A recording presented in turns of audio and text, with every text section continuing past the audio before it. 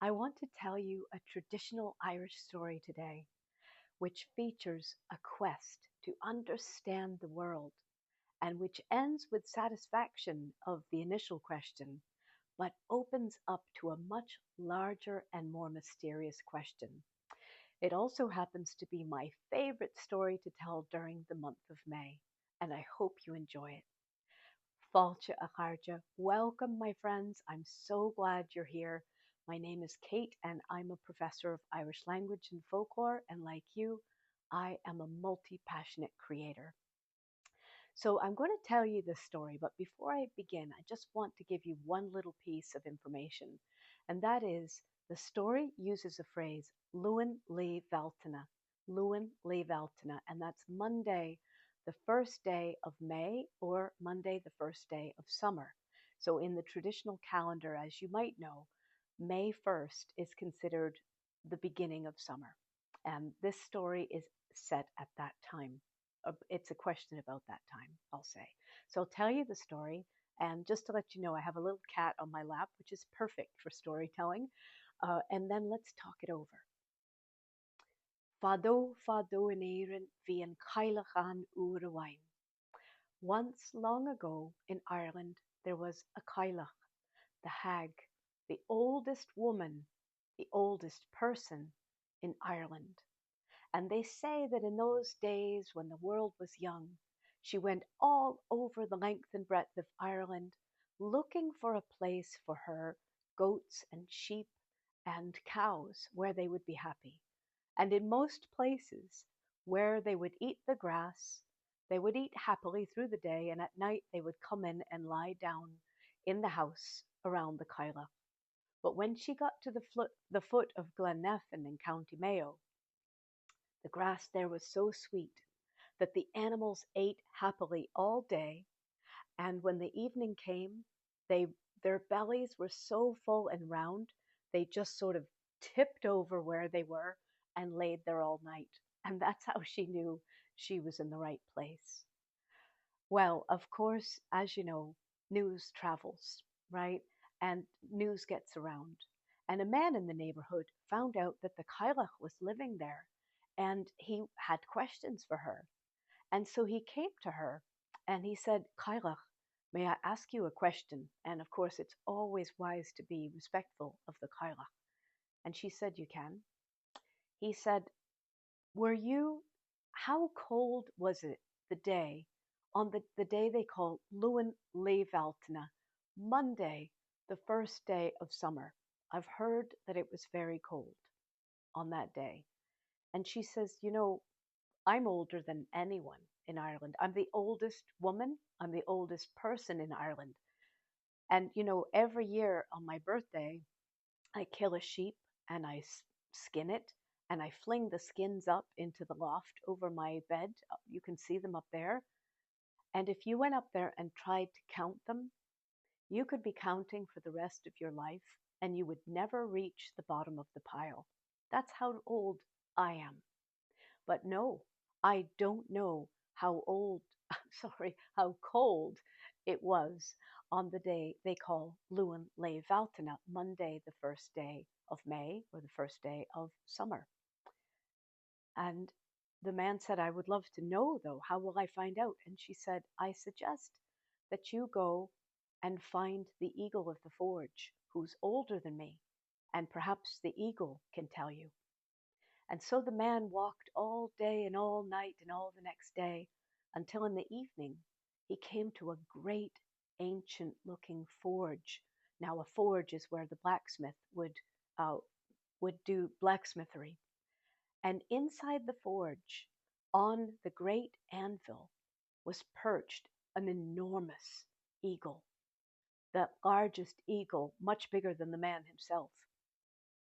And the eagle, the man being very respectful, said, Eagle of the forge, I have come from the Cailleach. She told me to come and ask you, were you there on Luan Lae Bhealtaine? And how cold was it on the day they call Monday, the first day of summer? And the eagle reflected a moment and he said, well, I'm twice as old as the Cailleach. I've been on this earth twice the time.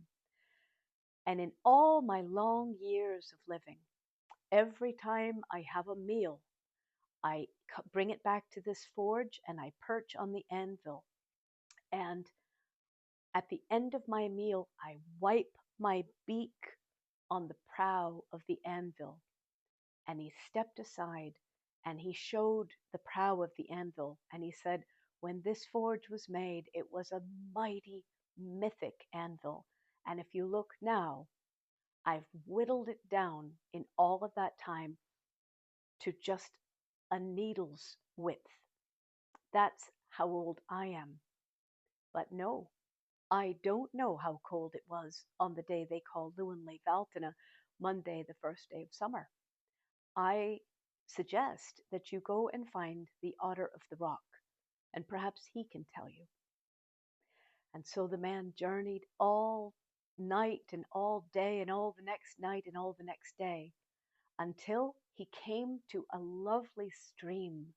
And in the middle of the stream, there was an otter lying back in the stream. You know the way otters do, just luxuriating on his back, eating a little bit of fish off of his belly. And the man said to him, Otter of the Rock, do you know how cold it was on the day they call Luan Lae Bhealtaine, Monday, the first day of summer?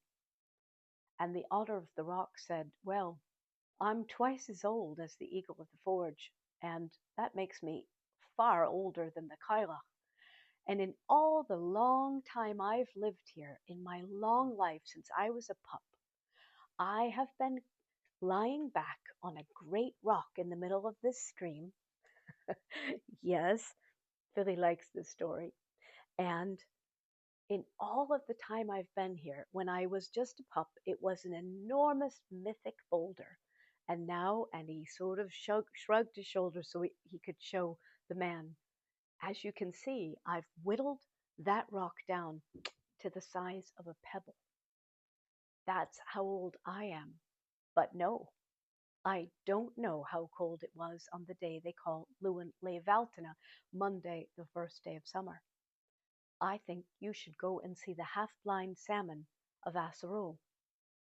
And so the man walked all night and all day and all the next night and all the next day until he came to the beautiful waterfall, Eas, the beautiful waterfall called the Red Waterfall, Asaro or Asrua.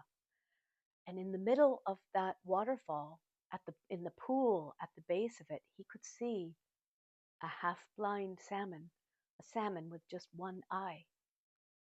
Now the man said to the salmon, Salmon of Asaro, do you know how cold it was on the day they call Luan Lae Bhealtaine, Monday, the first day of summer?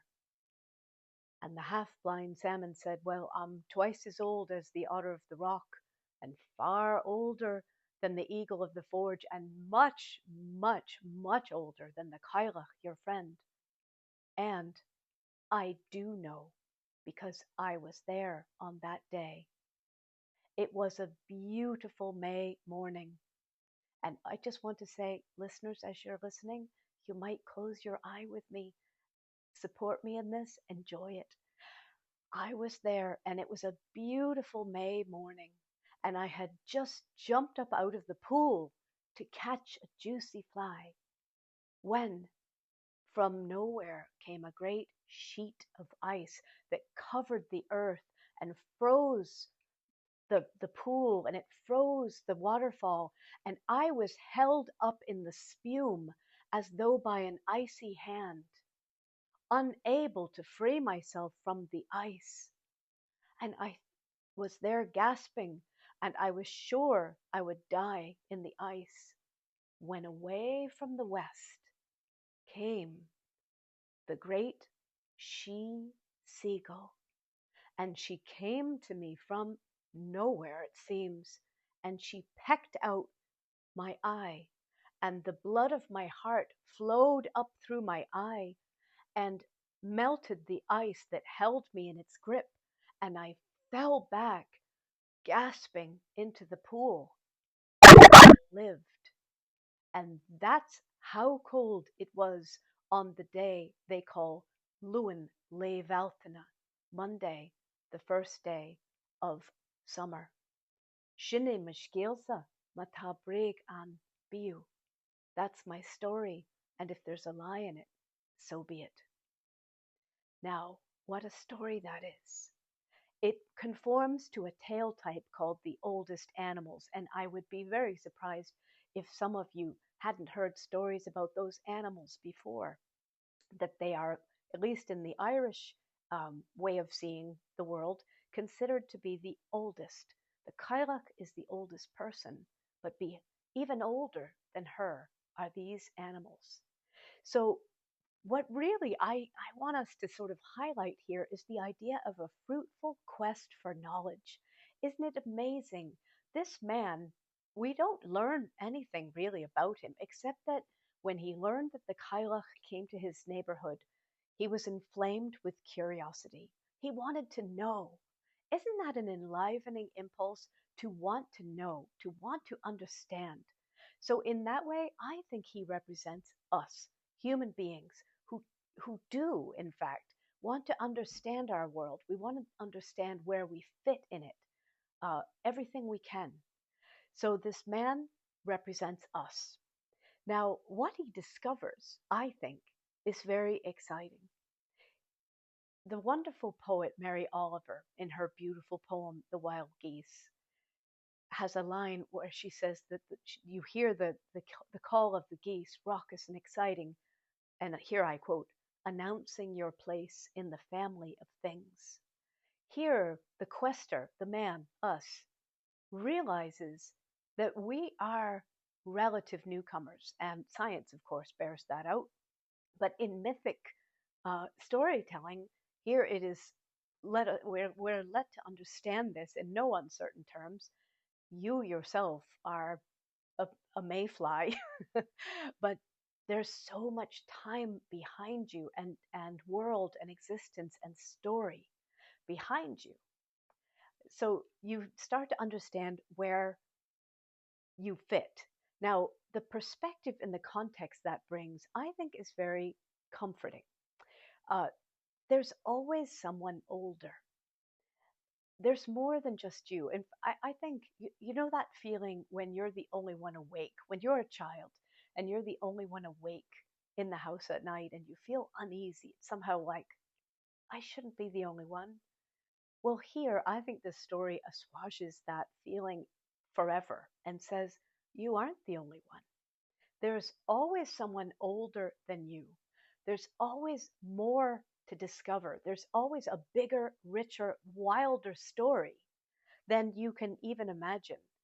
And there's mysteries behind those mysteries. So to me, that feeling of unpeeling the onion and realizing that you'll never finish unpeeling the onion, you have answered one question. You do now know how cold it was on basically the first May Day of time. However, what we don't know is who is that seagull.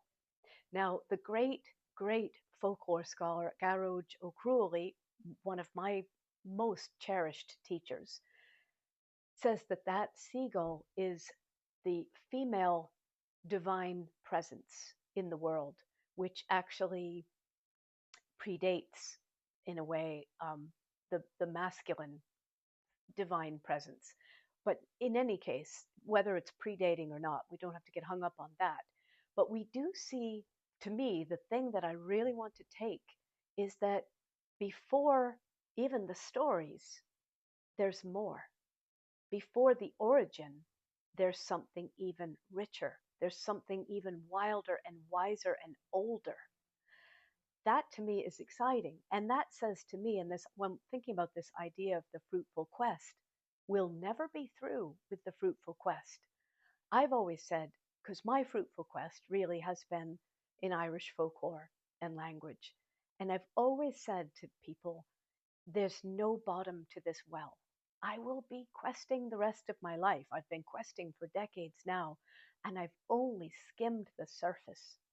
And that brings me such joy to know that. There's so much more for me to learn and discover, and it's nourishing and it's beautiful. So I wanted to ask you, what fruitful quest is occupying your heart? Let yourself elevate that to the status of fruitful quest.